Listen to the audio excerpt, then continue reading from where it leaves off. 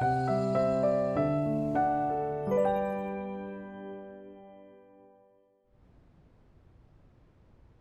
semuanya, saya Xiaoning. 2000 tahun yang lalu, setelah Tuhan Yesus disalibkan dan menyelesaikan pekerjaan penebusannya, Dia berjanji akan datang kembali. Sejak saat itu, semua orang percaya telah merindukan Juru Selamat kita turun di atas awan untuk diangkat bertemu dengan Tuhan. Orang percaya berharap untuk bisa diangkat setiap saat. Tapi mereka sedang melihat bencana yang terjadi di depan mereka dan belum menyambut kedatangan Tuhan kembali di atas awan. Banyak yang merasa sangat kecewa. Mereka terus bertanya-tanya, apa Tuhan sungguh telah datang kembali? Dan apa ada orang percaya yang telah diangkat atau tidak? Tapi tak seorang pun melihat hal semacam itu. Yang mereka lihat adalah bencana makin besar dan bertambah. Pandemi menjadi semakin serius. Dan makin banyak orang yang tewas dalam bencana.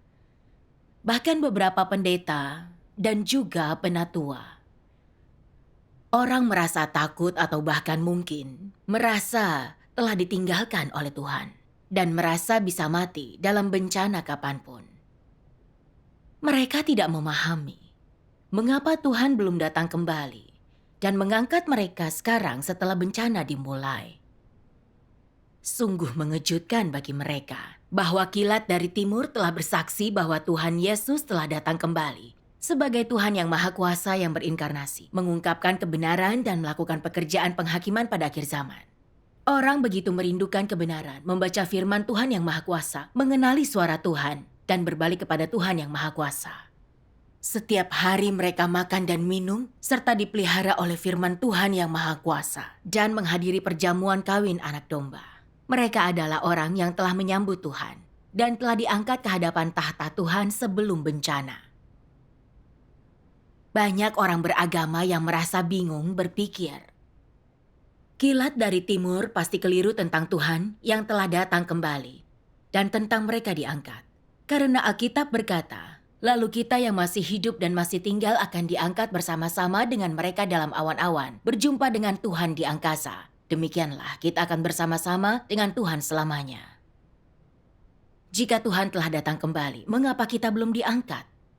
Bukankah Dia seharusnya membawa orang ke angkasa? Orang percaya kilat dari timur masih berada di bumi. Bagaimana mungkin mereka diangkat? Ini sama sekali tidak masuk akal bagi mereka. Kalau begitu, apa sebenarnya yang dimaksud dengan diangkat? Banyak orang tidak memahami arti sebenarnya dari pengangkatan. Mereka mengira itu berarti diangkat ke angkasa. Jadi siapapun yang masih di bumi berarti belum diangkat. Mereka sangat keliru. Berharap untuk Tuhan datang kembali dan mengangkat mereka itu sepenuhnya benar. Karena Tuhan Yesus menyuruh orang percaya untuk menyambutnya. Namun Paulus berkata, diangkat bersama-sama dengan mereka dalam awan-awan berjumpa dengan Tuhan di angkasa. Apakah itu benar? Apa Tuhan Yesus pernah berkata Dia akan membawa orang percaya bertemu dengannya di angkasa saat Dia datang kembali? Tidak pernah. Apa ada kesaksian tentang ini dari Roh Kudus? Tidak ada. Dapatkah Paulus berbicara mewakili Tuhan Yesus tentang hal ini? Apakah Tuhan mengakui hal itu? Tidak. Cara Tuhan mengangkat orang percaya diatur oleh Tuhan. Tuhan Yesus berfirman, tetapi tentang hari dan saat itu tidak ada yang tahu. Tidak ada malaikat di surga yang tahu. Anak juga tidak. Hanya Bapa saja yang tahu. Paulus seorang manusia, hanya seorang rasul. Bagaimana dia bisa tahu cara Tuhan mengangkat orang percaya? Yang Paulus katakan hanya berdasarkan imajinasinya sendiri dan tidak merepresentasikan Tuhan. Kita tidak boleh mendasarkan cara kita menyambut Tuhan pada hal ini. Harus kita ikuti firman Tuhan Yesus tentang cara Dia datang kembali dan mengangkat orang percaya pada akhir zaman. Karena Dia adalah Kristus, Tuhan kerajaan. Dan hanya firman-Nya yang adalah kebenaran dan punya otoritas. Menyambut Tuhan sesuai dengan firman-Nya tidak mungkin salah. Mari kita lihat apa yang Tuhan Yesus katakan. Tuhan Yesus berfirman, "Karena sama seperti kilat datang dari arah timur dan bersinar ke arah barat, demikianlah kedatangan Anak Manusia kelak. Karena itu hendaklah engkau berjaga-jaga, sebab Anak Manusia akan datang pada waktu yang tidak engkau duga." Dan pada tengah malam terdengar teriakan, "Lihat, mempelai laki-laki datang, keluarlah menyambutnya." Lihatlah, aku berdiri di pintu dan mengetuk. Kalau ada orang yang mendengar suaraku dan membuka pintu itu, aku akan datang masuk kepadanya dan bersantap dengannya, dia bersamaku. Domba-dombaku mendengarkan suaraku dan aku mengenal mereka dan mereka mengikut aku. Barang siapa memiliki telinga, hendaklah dia mendengarkan apa yang diucapkan Roh kepada gereja-gereja.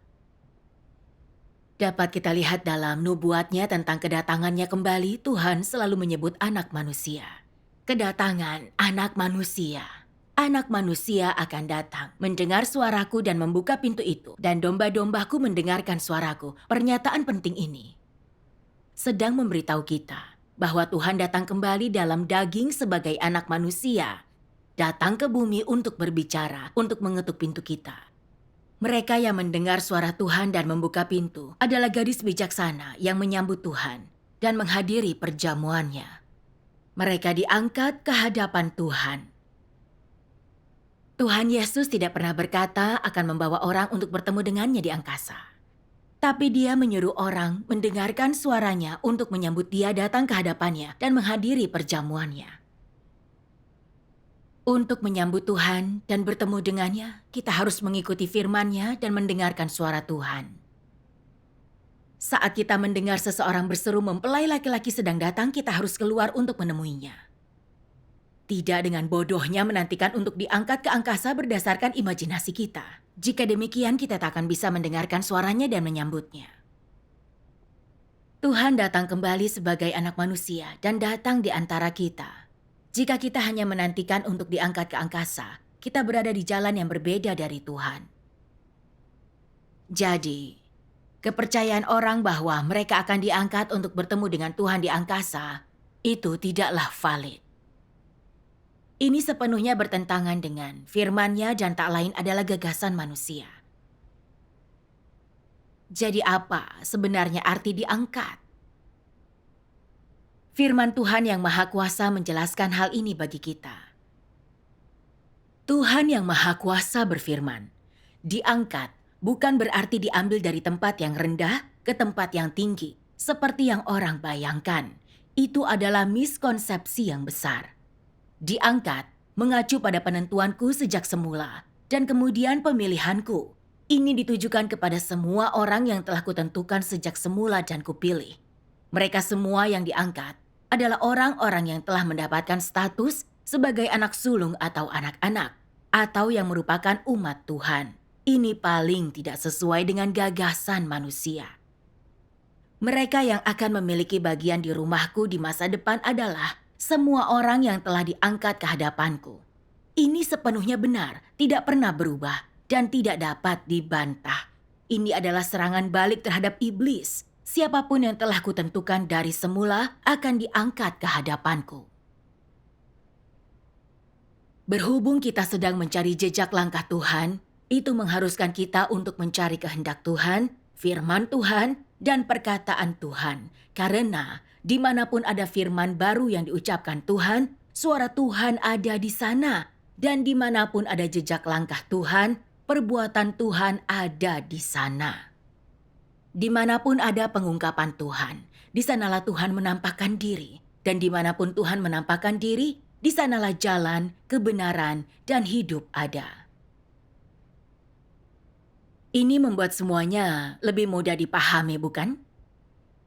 Pengangkatan bukanlah seperti yang kita kira, diangkat dari tempat rendah ke tempat tinggi, dari bumi ke angkasa. Pengangkatan tidak bersifat supernatural. Pengangkatan terjadi ketika Tuhan berinkarnasi sebagai anak manusia di bumi untuk berfirman dan bekerja. Kita mendengar perkataannya, mengenali ini sebagai kebenaran dan suara Tuhan. Kemudian dapat tunduk dan menerima pekerjaan Tuhan. Kita makan dan minum firman-Nya dan secara pribadi disirami dan diberi makan olehnya. Dan kita menerima keselamatannya. Inilah arti diangkat ke hadapan Tuhan. Ketika Tuhan Yesus datang untuk melakukan pekerjaan penebusannya, semua orang yang mengakui firman-Nya sebagai suara Tuhan, kemudian menerima dan mengikutinya. Seperti Petrus, Yohanes, dan murid-murid lainnya, semuanya diangkat ke hadapan Tuhan. Tuhan yang Maha Kuasa telah datang pada akhir zaman dan sedang ungkapkan kebenaran melakukan pekerjaan penghakiman. Dari semua denominasi yang mencintai kebenaran dan merindukan penampakannya, melihat bahwa firman Tuhan yang Maha Kuasa adalah kebenaran dan suara Tuhan telah menerima pekerjaan penghakimannya. Mereka makan dan minum firman Tuhan setiap hari, disirami dan dibekali olehnya dan mengalami penghakiman dan pentahiran Tuhan. Mereka itu gadis bijaksana yang diangkat ke hadapan Tuhan dan menghadiri perjamuan kawin anak domba, yang sepenuhnya menggenapi nubuat dalam kitab Wahyu. Lihatlah, aku berdiri di pintu dan mengetuk. Kalau ada orang yang mendengar suaraku dan membuka pintu itu, aku akan datang masuk kepadanya dan bersantap dengannya, dia bersamaku. Sekarang saya rasa kita semua sudah jelas tentang apa arti diangkat. Merenungkan sekarang tentang gagasan bertemu dengan Tuhan di angkasa. Bukankah ini tidak realistis dan bodoh? Tuhan Yesus berkali-kali menubuatkan kedatangan anak manusia, memperingatkan manusia berkali-kali untuk mendengarkan suaranya. Mengapa orang mendengarkan perkataan manusia untuk menyambut dia, bukan perkataannya sendiri? Mengapa mereka berpegang teguh pada diangkat bersama-sama dengan mereka dalam awan-awan, berjumpa dengan Tuhan di angkasa? Masalah macam apakah ini?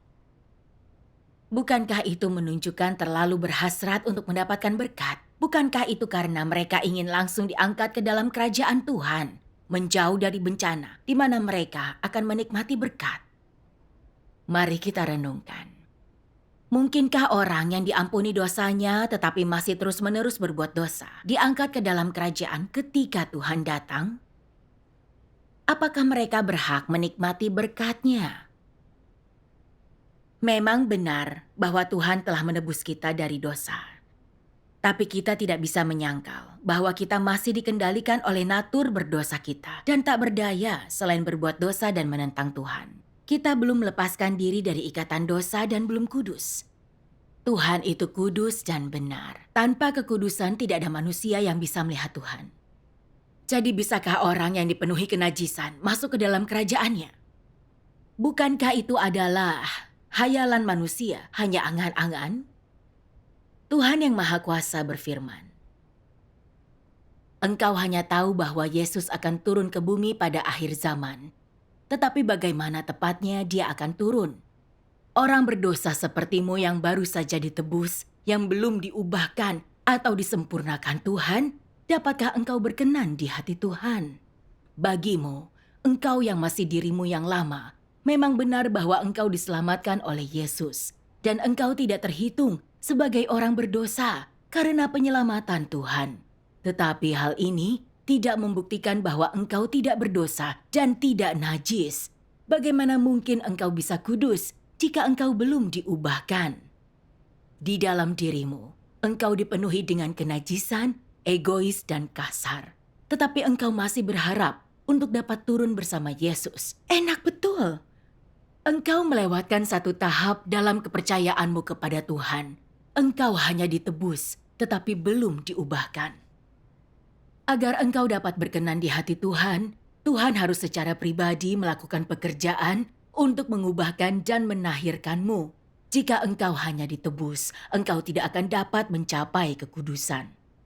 Dengan begini, engkau tidak akan layak mendapat bagian dalam berkat-berkat yang baik dari Tuhan. Sebab engkau telah melewatkan satu tahap dalam pekerjaan Tuhan mengelola manusia, yaitu tahap kunci berupa pengubahan dan penyempurnaan. Dengan demikian, engkau, seorang berdosa yang baru saja ditebus, tidak dapat langsung menerima warisan Tuhan. Meskipun Yesus melakukan banyak pekerjaan di antara manusia, Dia hanya menyelesaikan penebusan seluruh umat manusia dan menjadi korban penghapus dosa manusia. Dia tidak membebaskan manusia dari wataknya yang rusak. Menyelamatkan manusia sepenuhnya dari pengaruh iblis tidak hanya membuat Yesus harus menjadi korban penghapus dosa dan menanggung dosa manusia, tetapi juga membuat Tuhan harus melakukan pekerjaan yang jauh lebih besar untuk membebaskan manusia sepenuhnya dari wataknya yang telah dirusak oleh iblis. Jadi, sekarang setelah manusia diampuni dari dosa-dosanya, Tuhan telah datang kembali menjadi daging untuk membawa manusia memasuki zaman yang baru dan memulai pekerjaan hajaran dan penghakiman. Pekerjaan ini telah membawa manusia ke dalam alam yang lebih tinggi. Semua orang yang tunduk di bawah kekuasaannya akan menikmati kebenaran yang lebih tinggi dan menerima berkat yang lebih besar. Mereka akan benar-benar hidup dalam terang dan mereka akan mendapatkan jalan, kebenaran, dan hidup. Tuhan Yesus melakukan pekerjaan penebusan yang hanya menebus manusia dan mengampuni kita dari dosa. Tetapi natur berdosa kita tetap ada. Kita terus memberontak terhadap Tuhan dan belum diselamatkan sepenuhnya. Tidak cukup jika hanya dosa-dosa kita yang diampuni oleh Tuhan Yesus. Kita tetap harus menyambut Tuhan dan diangkat ke hadapannya. Menerima penghakimannya pada akhir zaman dan barulah kita dapat dibebaskan dari dosa dan diselamatkan sepenuhnya. Menjadi orang yang tunduk dan takut kepada Tuhan. Barulah kita bisa masuk ke dalam kerajaannya. Tuhan yang Maha Kuasa datang pada akhir zaman mengungkapkan kebenaran dan melakukan pekerjaan penghakiman di atas dasar pekerjaan penebusan Tuhan Yesus. Ini untuk sepenuhnya menyelesaikan natur berdosa dan watak rusak manusia, agar kita dapat dibebaskan dari dosa dan kekuatan iblis serta sepenuhnya diselamatkan Tuhan. Tuhan yang Maha Kuasa telah menampakkan diri dan mengungkapkan begitu banyak kebenaran. Memberitahu kita semua yang kita butuhkan sebagai manusia yang rusak untuk ditahirkan dan diselamatkan sepenuhnya. Dia mengungkapkan misteri rencana pengelolaan Tuhan seperti tujuan Tuhan dalam mengelola umat manusia. Bagaimana iblis merusak umat manusia. Bagaimana 3 tahap pekerjaan Tuhan menyelamatkan manusia. Makna pekerjaan penghakimannya pada akhir zaman. Misteri inkarnasi dan nama-nama Tuhan. Kesudahan dan tempat tujuan setiap jenis orang, dan keindahan kerajaan. Firman ini sangat membuka mata dan sangat meyakinkan. Tuhan yang Maha Kuasa juga menyingkapkan sumber dosa dan sikap menentang manusia terhadapnya, yang merupakan natur dan watak jahat kita. Dia juga menyingkapkan tentang betapa dalamnya kita dirusak oleh iblis, dan menunjukkan kita jalan untuk melepaskan diri dari kerusakan dan diselamatkan. Umat pilihan Tuhan makan, minum, dan menikmati firman Tuhan setiap hari. Kita dihakimi, dihajar, ditangani, dan dipangkas oleh firman-Nya, dan mengalami berbagai macam ujian. Kita memahami banyak kebenaran dan mulai sungguh memahami natur jahat kita. Kita menyadari kita selalu hidup dalam kerusakan, memberontak terhadap Tuhan dan membuatnya jijik, dan bahwa kita akan disingkirkan dan dihukum oleh Tuhan jika kita tidak bertobat dan berubah. Kita mengalami watak Tuhan yang benar dan tak terbantahkan, serta membangun rasa hormat kepadanya. Kerusakan kita secara berangsur ditahirkan dan diubah. Lalu kita mampu melepaskan diri dari ikatan dosa dan menjadi saksi yang luar biasa bagi Tuhan. Tuhan telah membentuk sekelompok pemenang sebelum malapetaka dan malapetaka sedang datang. Orang yang menolak dan menentang Tuhan yang Maha Kuasa serta mereka yang menjadi milik iblis akan dimusnahkan dalam malapetaka. Mereka yang mengalami penghakiman Tuhan dan ditahirkan akan menerima perlindungan Tuhan selama malapetaka, dibawa ke dalam kerajaannya dan akan punya tempat tujuan yang indah. Inilah sebenarnya arti diangkat ke dalam kerajaan Tuhan. Para pemenang yang diselamatkan dan disempurnakan oleh Tuhan ini adalah orang yang menerapkan firman Tuhan dan melakukan kehendak-Nya di bumi. Mereka adalah orang di dalam kerajaan Tuhan. Seperti inilah cara kerajaan Kristus diwujudkan di bumi. Dan ini menggenapi nubuat Tuhan Yesus. Bapa kami yang di surga, kuduslah namamu, kerajaan-Mu datanglah, kehendak-Mu terjadilah di bumi seperti di surga. Dan aku, Yohanes, melihat kota yang kudus, Yerusalem baru, yang turun dari Tuhan dari surga, dipersiapkan sebagai seorang mempelai perempuan yang didandani untuk pengantinnya. Dan aku mendengar suara nyaring dari surga berkata, "Lihatlah bait suci Tuhan ada bersama manusia, dan Dia akan tinggal bersama mereka, dan mereka akan menjadi umat-Nya. Dan Tuhan sendiri akan ada bersama mereka, menjadi Tuhan mereka. Tuhan akan menghapuskan setiap air mata dari mata mereka, dan tidak akan ada lagi kematian, kesedihan, tangisan, dan kesakitan, karena hal-hal yang lama sudah berlalu." Kerajaan-kerajaan di dunia ini menjadi milik Tuhan kita dan Kristusnya, dan Dia akan memerintah sampai selama-lamanya. Sebagaimana Tuhan yang Maha Kuasa berfirman, setelah pekerjaan penaklukan selesai, manusia akan dibawa ke dunia yang indah. Tentu saja kehidupan ini masih berada di bumi, tetapi kehidupan ini akan sama sekali berbeda dengan kehidupan manusia saat ini. Ini adalah kehidupan yang akan manusia miliki setelah seluruh umat manusia ditaklukkan. Kehidupan ini akan menjadi awal yang baru bagi manusia di bumi. Dan bagi umat manusia memiliki kehidupan semacam itu akan menjadi bukti bahwa umat manusia telah memasuki dunia yang baru dan indah. Kehidupan ini akan menjadi awal kehidupan manusia dan Tuhan di bumi. Dasar pemikiran kehidupan yang indah seperti ini haruslah bahwa setelah manusia disucikan dan ditaklukkan, dia tunduk di hadapan Sang Pencipta. Jadi, pekerjaan penaklukan adalah tahap terakhir dari pekerjaan Tuhan sebelum umat manusia memasuki tempat tujuan yang mengagumkan. Kehidupan seperti itu adalah kehidupan masa depan manusia di bumi.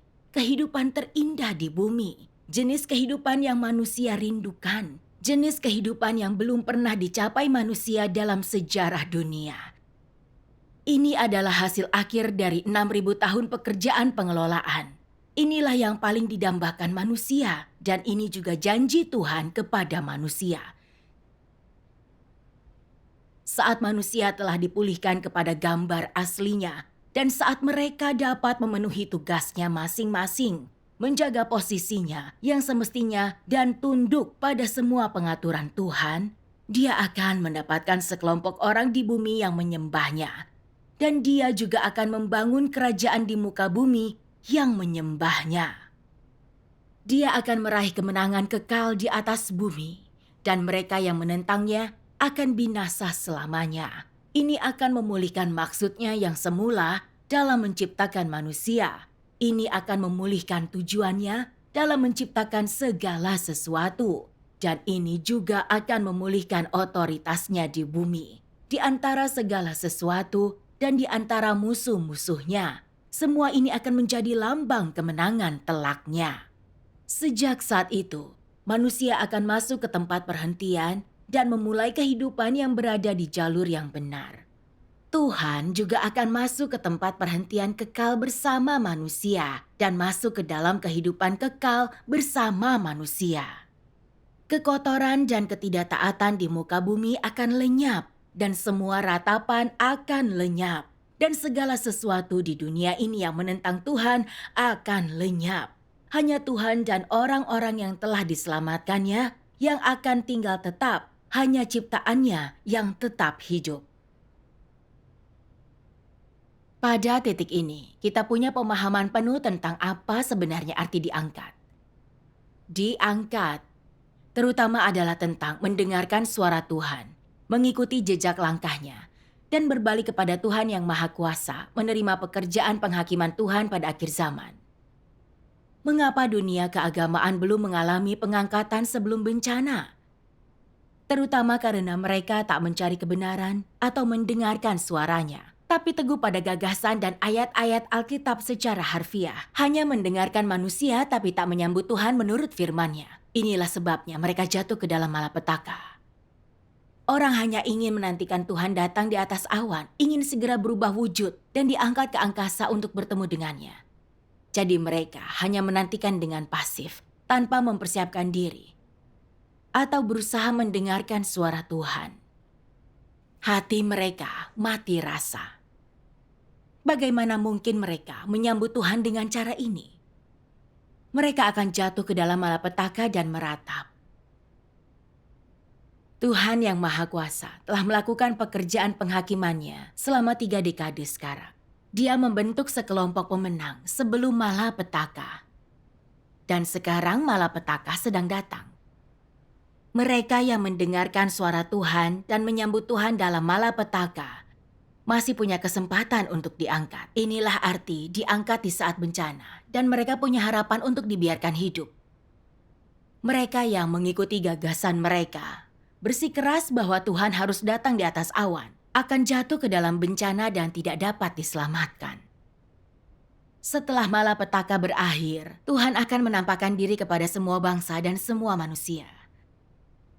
Menggenapi nubuat Wahyu 1 ayat 7.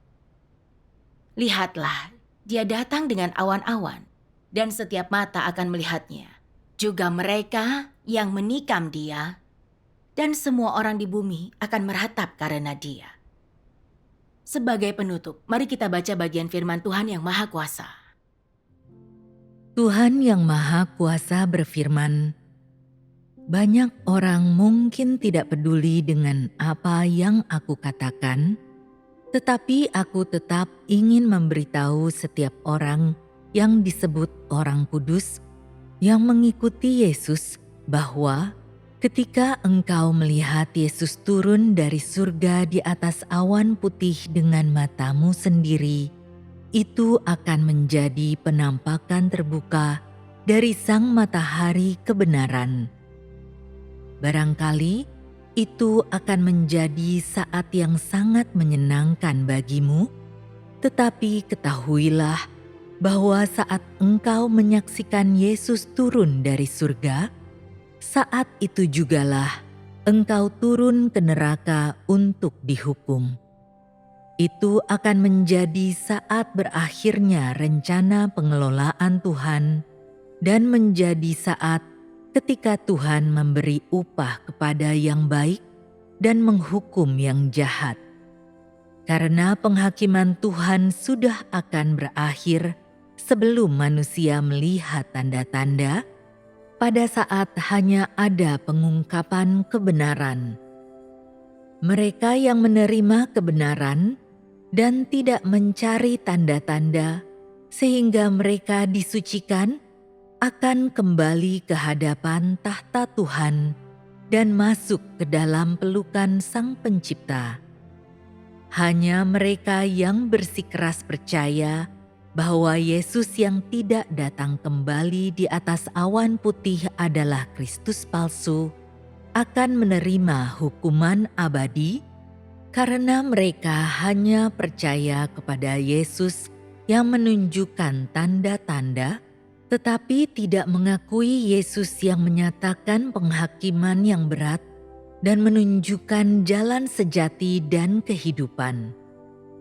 Jadi, hanya dengan cara itulah Yesus membereskan mereka pada saat Dia secara terbuka datang kembali di atas awan putih.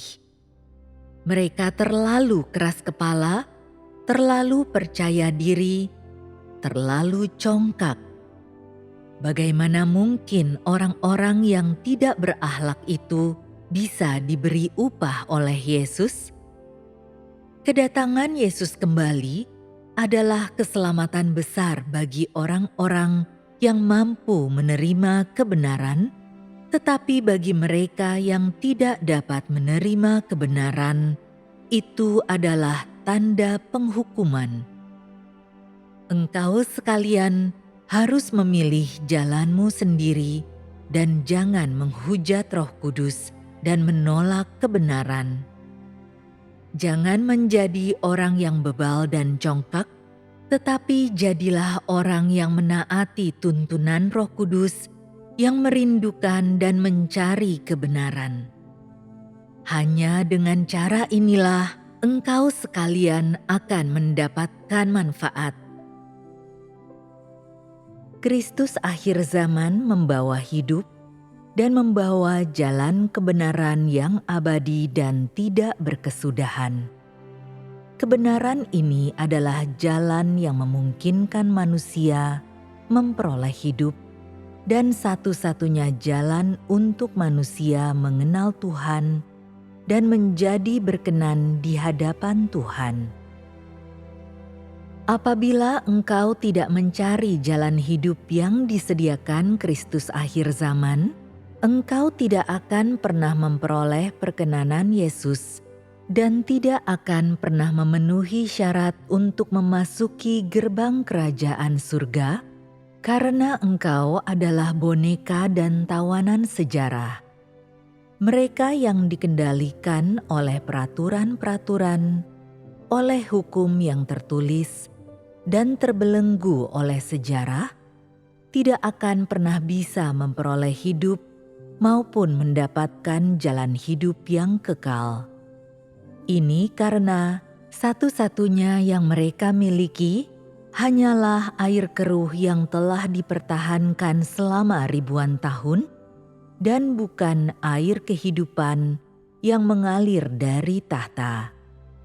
Mereka yang tidak menerima air kehidupan akan selamanya tetap mayat, mainan iblis, dan anak-anak neraka. Lalu, bagaimana mereka bisa melihat Tuhan?